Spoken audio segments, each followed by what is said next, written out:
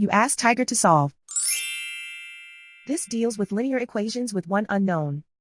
The final result is x equals 135 over 2. Let's solve it step by step. Simplify the expression. Simplify the arithmetic. Group all constants on the right side of the equation. Subtract 90 from both sides.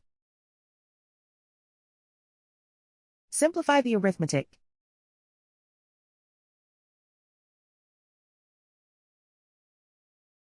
Isolate the x. Divide both sides by 4. Simplify the fraction. Find the greatest common factor of the numerator and denominator. Factor out and cancel the greatest common factor. And so the final result is x equals 135 over 2.